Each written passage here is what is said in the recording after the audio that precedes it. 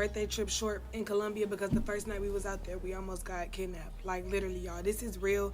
This is not to shit on nobody country, but don't go there as no black woman. They target young girls. Their ratio is 80 to 20 when it comes to male and female. Like it just wasn't safe out there. So I gotta start from the whole beginning, and I don't want nobody telling me, oh, I've been there before, I never experienced that. Don't discredit what happened to me, and don't try to undermine that shit. I need therapy. This is very traumatic. What happened to us? So let's start with the delays. It was Look, this situation was traumatic. She watching her back, and she done came home and did some research. She know that it's 80% men, 20% women. so many delays even trying to get to Colombia. If y'all watch my other stuff, we missed our first flight. Okay, cool. We were supposed to get to Colombia at 12 p.m. We didn't get to Colombia until 10:30 p.m. that same night. All right, so basically, like our first full day, this happened to us. So I meet Kalia Denise, y'all know her. That's my mutual out there. I said, oh dang, she in Colombia too. Let's link. So she said she gonna have her driver pick us up. I took some pictures. That's where I could see those videos. This happened that day. Like it happened literally our only day in Colombia. So we went on the party bus. We cool. We drinking their beers. We're talking. We're laughing and stuff. When we stopped to our first stop to the locals, they trying to sell us the green stuff. And I'm not gonna lie, we was thinking about purchasing, but it looked like the how it looked and the price of it. He was trying to like sell it to us. We was just like, nah, we don't need it that bad. We bought like a fan. We bought maracas and like a satchel or whatever. So this, like, after we got off the party bus, everything went haywire. So we got off the party bus. Kalia was like, do y'all need a oh, I forgot to add this part. When I told Kalia how many delays we had, she was like, oh girl, I would have went home. So now all of this, it was so many foreshadowing events that happened. When we told her we didn't want to ride with her driver anymore, because that's how we got to the city. Her driver took us. She has a personal driver. That's why she stayed in Colombia. When we got there, we was like, no, we'll just go by ourselves to the club, and then we'll just get a ride back. We'll take a yellow taxi. You're not supposed to take a yellow taxi out there. They tell you, the locals will tell you that Uber is illegal because it doesn't give you tangible evidence on who they are and how to track them. So that's how we got into that's how that happened. My bad. Let me get my train of thought. Okay, so I left off at the taxi stuff, but I forgot to say, when they trying to sell us stuff, like, it was kind of overwhelming because it's a whole lot of men just trying to sell you this. They putting stuff in your hand. They trying to do this. They trying to do that. And in the midst of that, my friend, she had her money out, and it's like in a little envelope. And we was like, well, we don't want to flash like that, but she wasn't trying to. But it's still like, it's just, that's neither here nor there. We just wanted to add that, like, it was kind of overwhelming with the purchases and everything, and how they was just like trying to hound you. So, oh yeah, and we had to pay to pee, and like it was just like nothing is free in Colombia. Like nothing is free. So we didn't like the food at our resort either. So when we decided to go to like a club, first we went to Taboo. When we went to Taboo, the vibes just wasn't there. Like a burger was like $38. We like, are they trying to? Okay, we're not trying. We just trying to go somewhere like cheaper. Like we thought, whatever. So when we go to Casa Palenque, that place that's always advertised in Colombia for being just so safe, cultural, and nice and stuff like that, we got the Casa Palenque. We went upstairs. We didn't like the food either up there. I think it's just a way of how I don't like the food.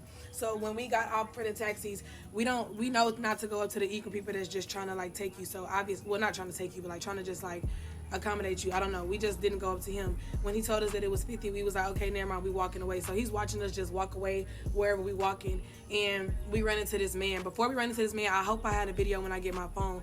Like, you know how they be rapping to y'all? He was rapping to us, Bate Chocolate, and then I didn't want to buy I didn't want to pay him for that because I'm trying to get in my Uber. Like, you came up to me. And then even had it down to the cat calling, like, the eye mommy, the biting. They wanted kisses and stuff like that. Like, it's just too, like, overly saturated with flirtation. I don't know.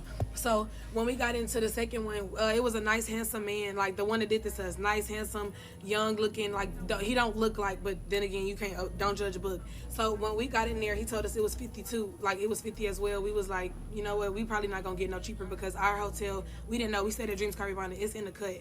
So when he told us 50, we got in. When we got in, my friends, we naturally just put on the GPS. That's crazy right there.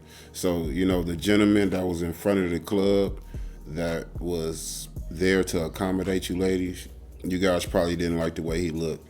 So you guys walked away from the club, down the street in Colombia.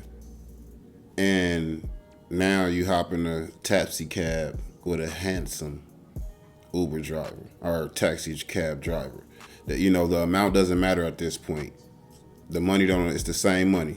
Just the second driver. Y'all didn't even go try three. Once y'all realized he was cute, y'all probably was tipsy from the club, and I ain't blaming y'all. But I'm just saying, y'all got in the car with the handsome fella, and they think that dudes is the only ones that be thinking with their head, with their little head.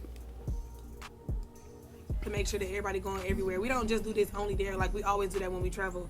So my friend in the back, she noticing that he keep like missing like small turns. He's still going the same like the correct way in general, but like he's still missing them. And like after he'll miss 2 left turns, he'll make up for it in the next left. So she was her eyes, she was getting sleepy, so her eyes getting heavy. She texted me because I'm in the front seat. She was like, Janae, put on your GPS. Usually I don't even listen like to her when I just be in the front. I be vibing just on my phone. But like, just everything happening for a reason. So I put in the GPS. He missed his first 2 left turns, and then the next one, like I said, he made up for it. So I remember us on the freeway, and that's when I ran into the first red flag. Usually when we in another country, they always drive like fast, trying to get you where they gotta go because they're going back to where the money is, like where the meeting points are, because it's touristy. So he's driving slow behind this one van. I'm like, okay, I don't really think nothing of it. I'm getting off Instagram, but I still got the GPS on. And I'm seeing that he kind of like looking this way, but I'm looking at him too. And let me insert the messages. Hold on. Hold on. All right, y'all. So this is part 3 of us escaping attempted kidnapping. So I left off at us at the first red flag of him being like behind this other van, like driving slow, because in other countries that I've been in, they always drive like fast to get you where you gotta go. So I have the GPS still on my phone and stuff. We're on the freeway at this point. I'm about to show y'all the messages. So these are messages right here. This is just normal paranoia for us just outside the country. We literally are not thinking nothing out the ordinary. The reason why I was comfortable with him like missing his turns, because I'm thinking like maybe he know his city, he know how to get there. So by the grace of God, I woke up, y'all. Let me rewind. So at first when we got in the car, he had the windows down. He rolls them back. I rolled some of mine up, and I noticed that he turned the air all the way on. So I'm getting cold. I'm guessing he thought we was drunk because when you cold, you're gonna go to sleep. So Maya was already asleep. My friend in the back seat. So I said Frio, like, because that's cold in Spanish. He didn't say nothing, so I just was moving the vents around. I'm wondering, like, he not playing on music, or at least trying to play on music, because our first taxi, he played the music and stuff like that. So let me fast forward. So when we was in the car, God woke me up, and I was like, nah, so you're supposed to be going this way, the U-turn, to get back to our hotel, because that's how it was set up. He was trying to get in the far right lane. I said no. He said, oh, okay. So when we get in the cut of the hotel, it's like we 5 minutes away from the hotel, y'all. So probably like, what, a mile and a half, 2 miles, something like that. So he said, your GPS? I said, yeah, my GPS, because I'm getting irritated. I feel like you're playing with me, but I'm still not thinking it's about to happen. So he was like, he said, your GPS again. So I put it in my left hand. I'm showing him like this. He take the phone, but not in a snatchy way. Like, he just took it like, oh, let me see. He's like, okay. He zoomed out. Now that I'm thinking about it, y'all, he zoomed out to see how far would we be from the hotel, and where could he try to do his attempt at. Okay, so he had it. He was just staring at it, zoomed out. I'm like, all right. So I held my hand out, like, get my phone. He gave my phone back, and then he got on his phone. He typed in the code to his phone. It was like 2 something. I'm looking at the code, but I can't really see because it was too many numbers. So he got on his phone. I think he went to like Safari or somewhere where his search was, typed in a few words, nothing too out the regular. He slid his phone back on top of the steering wheel, and then he tried to make a left turn, but like I said, he had the directions already. You already knew to go straight. So as soon as he tried to buck the left, I said, no, sir, you going straight. You know where we're going here. You know where we're going. Okay, straight. The way this man threw his car in, like, literally a couple seconds later, he's like, okay, straight. I don't know. I think we passed over a speed bump, or since he was already like slowing down, trying to speed back up because I told him go straight. That's how it was like so comfortable and so convenient for him to hurry up and go in gear like that. So he went in gear, smooth as hell. Gear, in that same sentence, in that same breath, he took me and my friend phone. Like, he took mine with his left and hers with the right, and then he starts like lunging at her. So Lex didn't waste no time, and I'm glad that all of our fight or flight senses was on right then. We wasn't trying to give my phone, be scared or nothing. I really don't know what his end game was, because anyway, let me fast forward. So he took her phone. She, boom, as soon as her phone relieved her hand, she punching. Now I start punching from the side because, mind you, he's lunging from the driver's seat to the back to my friend. So she, bitch, like, she punching him and stuff, and I'm punching him from the side. So then my friend wake up. She said, Maya, this whole ass, like, this nigga trying to kidnap us. So she's punching him. They both get in, like, he's getting punched by both of them in the back. When he comes to the front, and I'm punching him too. I'm punching him, and then he gets out the car. When he gets out the car, he kicks me, steel toe boot, like the way my hand is right here in my chest, kicked the shit out of me like this. And I felt it, but I didn't feel that as much as the impact, because my adrenaline, I'm like, because I'm really shocked. sir, are you serious? Like, are you, what the, like, come on. Okay, but I don't have no time to, like, act like I'm shocked. We still, like, punching. So he closes the door, and then he tries to pull my friend out, and I gotta come with a 4. All right, so I left off when he chest kicked me, and then he went to the back seat trying to grab Maya. So y'all know that Lex was already like, Maya, get up, this nigga trying to kidnap us. So he opened the door, he trying to pull Maya out the car. Lex is trying to pull him in. So I really thank God for Lex verbally telling all of us like what to do and how to navigate. I'm pretty sure we would have figured it out, but like just her instruction just helped. So she was thinking, in her mindset, she was telling us like, either we gonna all be in this car and lock him out and try to drive off, like we said in the messages. I'm gonna post the other part too. And then she said, fuck, what'd I say? Pulling Maya out the car. I'm still in the front trying to work the stick. I don't know where the clutch is. I keep pushing the brake in the gear, but obviously it's a stick shift. So he realized that he can't go on that, like he can't pull Maya out from the angle, like from the driver back door. So he goes on the passenger back door where Lex is at, trying to pull her out. Lex still fighting, we fighting. So now he pulled Lex out the car by her wig. So I'm looking for our phones and like trying to drive off, but I couldn't do it, so I'm punching him like anywhere I can. So now that Lex and him are by this door, he pulled her out the car by the wig, and Maya trying to pull Lex in at this point. So now she pulling this way, and I'm guessing she pulled so hard that Maya and Lex was on top of each other. Like Maya was at the end on the back driver, and then Lex was right here on top, and the man was on top of both of them. So that's how Lex started. That's why I did the hand movement like that. Lex was twisting that man nuts and biting his face, and I'm just jawing him. I'm like, Lord, please. I don't even remember my nails coming off. I don't recall any of that except this one coming off when I hit him with my right hand. But we were fighting for a long time, y'all. Like, we only saying what we remember, but it had to be way more other factors because we wore this man out. Like, he literally gave up. So when he's pulling us like that, I keep losing my train of thought. I'm sorry. He leave them alone. He get out the car now. He's coming back around from the back way to the front seat. So now they telling me like, Janae, lock the door, try to drive off. I could not find the lock of it. So he tries to, we doing a struggle right here. Y'all, I literally Hulk smashed the door. Not that, but I'm pulling the door like this and it breaks off. The whole interior part of the door breaks off. And I don't know, did we get, like when he did that, when the door broke, did I get out the car? I think I got out the car. The first time when you was playing tug of war with him, yeah, that's when we tried to drive off. Yeah, but I couldn't. Yeah. So then I think, okay, yeah. After the door broke off, I went to the passenger side, and that's when I was trying to look for our phones. And he got out the car and was just fighting them two, and he's staring like he just doing he stopped and he stared because I'm guessing thinking like this is not how I wanted it to go, and it definitely wasn't. Like we was fighting for so long. I'm only like anyway. So now I'm thinking like fuck, we at least need one phone. So Lex start running off. As she's running, I'm holding on to the car like this. I'm holding on to the passenger car. It seemed like Romeo picked the wrong one. Romeo, you picked the wrong group. You feel me? You picked the wrong group. As the door is open in a fetal position like this, he's driving, trying to brake check me. He drove for like 30 seconds, 30 miles an hour for like 5 seconds. Then he broke, and I'm like, bitch, I ain't falling out. I'm in this hole. I'm like, bitch, I need my phone. And then we gave up. He started cussing at us. He get out the car. He throw Lex wig like out the car, and then he throws his piece of car that we broke off in the car, and then he tries to reverse, and then he's trying to turn around. So as he's reversing, I'm thinking he's trying to hit me and Maya. I'm like, this bitch, I think he's gonna try to hit us. But then he drives off. As he's driving off, he don't stop. Like, no, he stops, and then Lex is all the way at, like a little. She's like probably like 30 feet away from us because she was running, and she's telling us, y'all, come on, we gotta run. She running, she praying, she repenting, and as she's running, we see these 3 motorcycles. One of them was security, and 2 was like other random people. We don't know who y'all are. We literally just running, screaming help. I'm screaming ayúdame and help. I mean in Spanish. And y'all, Lex tried to hide behind. She tried to hide behind a pole, thinking that was gonna like help them not see her. Girl, they already saw us. We like, no, we don't want to talk to y'all. Fuck no, we running. So this the part 4. It's about to probably be the final one. No, I don't know yet.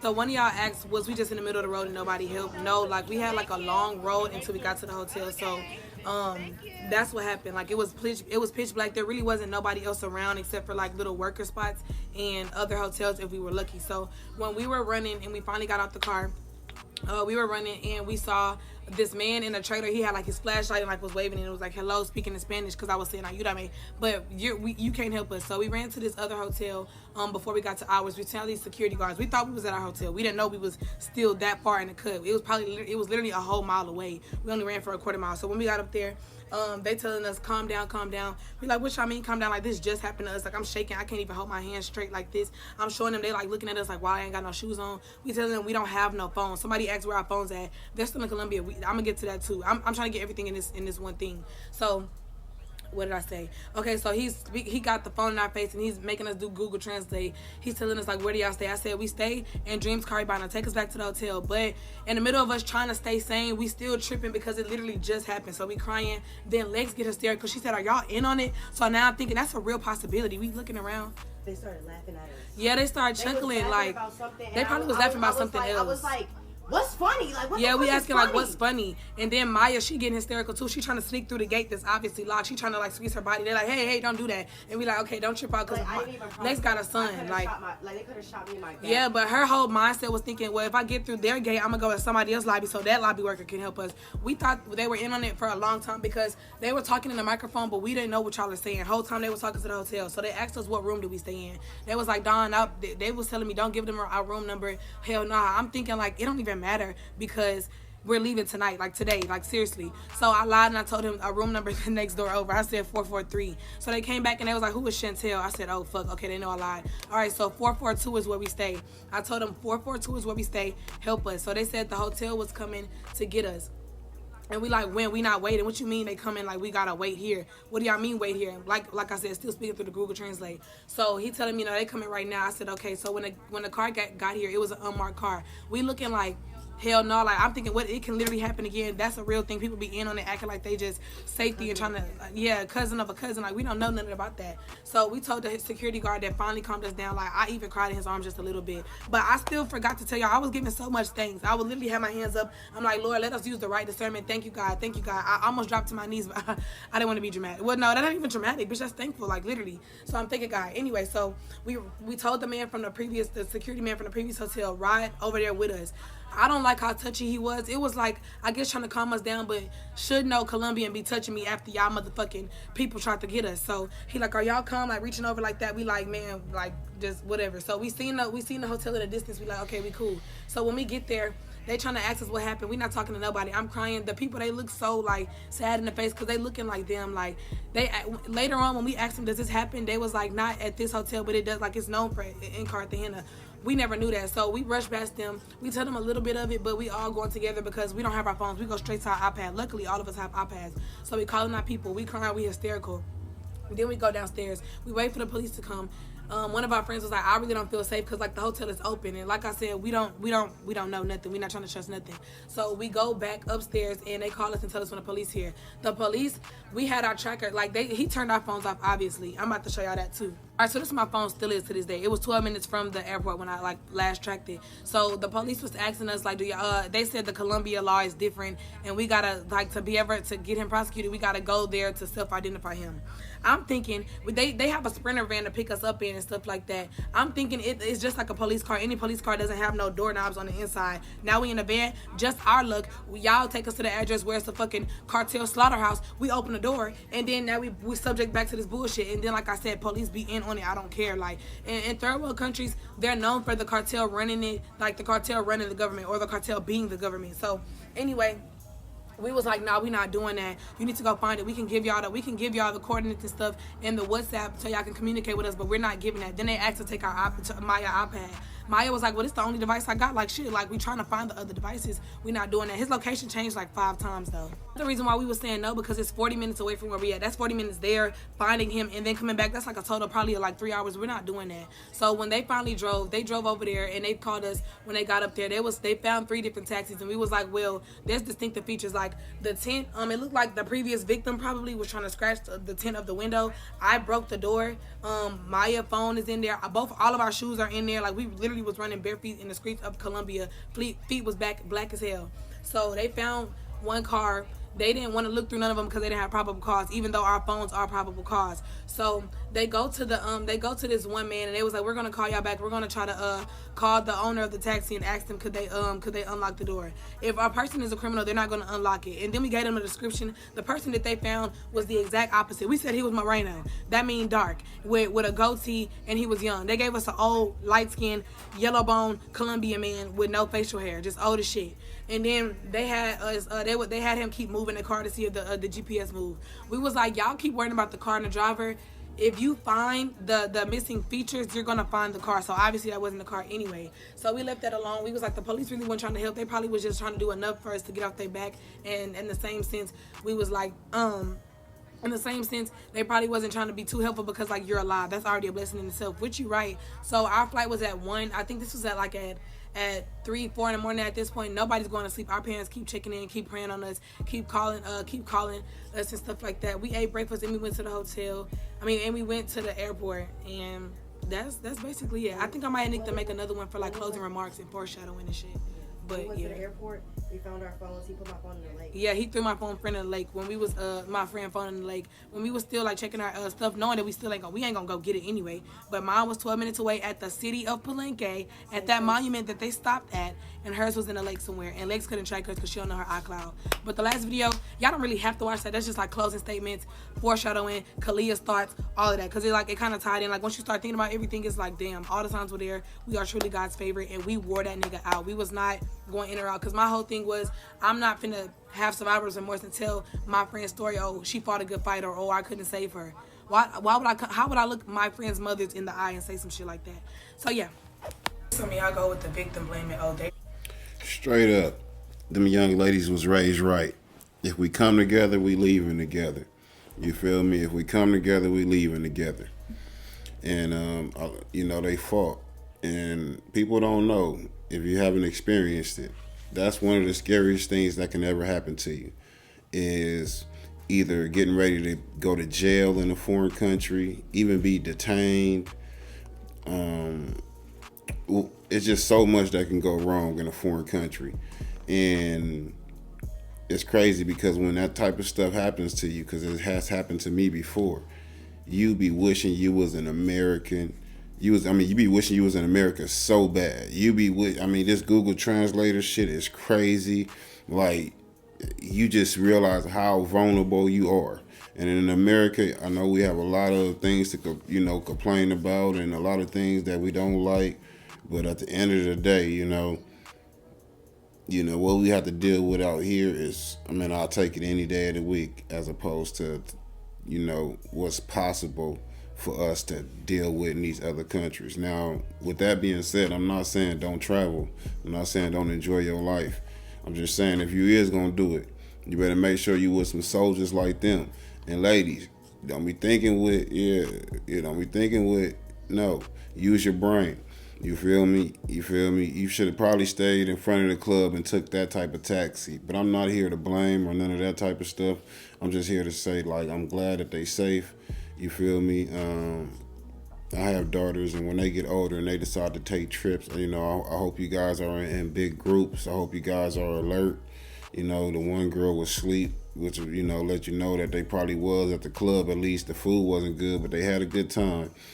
And I'm pretty sure they gave the officers a great description. The officers probably knew exactly who he was, because they only got in the car with the dude because of how he looked anyway. So, let's just be safe. Like, comment, subscribe, share this in case you got a sister, a niece, anybody. It can happen to dudes too. They mess around and steal your organs. But, just share this message, and I'm out of here.